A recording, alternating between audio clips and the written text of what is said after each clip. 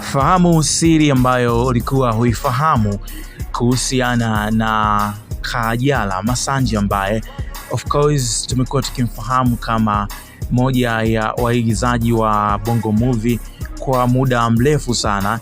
Sasa mimi ngoja nikusanue what's popping kuhusiana na issue ambayo imekuwa ikihappen katika hizi shughuli zake za kuwa dancer kwenye sehemu za starehe mara kwa mara.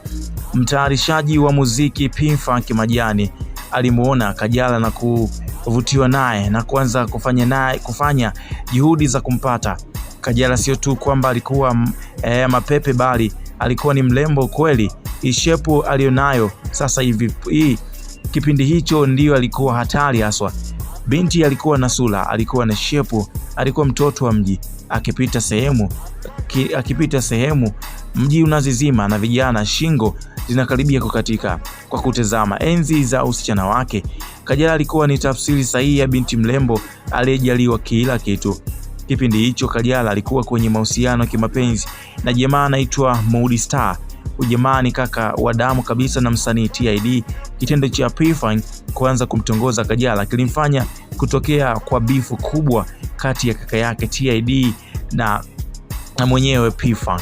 Kuna siku akina TID kaka yake na mshikaji zao walikutana na P-Funk na mshikaji zake na washikaji zake usiku pale club Bill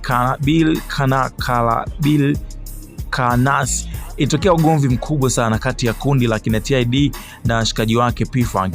Kama unakumbuka pale Bill Kanas, kwenye mlango ya kuingilia kwa juu kulikuwa na balcony kubwa sana. Sasa kwa kina P-Funk na kundi la kina TID ugomvi ulikuwa mkubwa. Kaka yake TID na P-Funk wakazichapa kutoka ndani klabu mpaka wakafika juu kwenye balcony. Ilikuwa bado kidogo watupane chini toka juu. Ugomvi wote ulikuwa una mgombea mlembo Kajala, msichana wa kidato cha pili shule ya sekondari Jitegemee. Hata baada ya ugomvi huu P-Funk hakuacha kumtongoza Kajala. Alitumia nguvu nyingi sana na hela mpaka kumtoa Kajala kwa kaka yake na TID na hatimaye kummiliki. Kipindi walipoanza mapenzi yao, P-Funk alichukua Kajala na kumfungia nyumbani kwao Masaki kwa muda wa takribani wiki mbili, wakila raha shuleni. Jitegemee walimu wanamtafuta Kajala kwa wiki mbili, alikuwa hajahudhuria shule, jambo ambalo wazazi hawajui watoto wao wako wapi.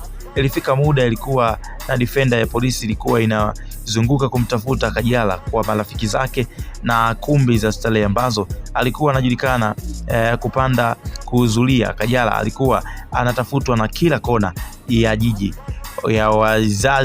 na wazazi wake hajulikani yuko wapi. Wakati huo binti yuko Masaki nyumbani kwa kina P-Funk.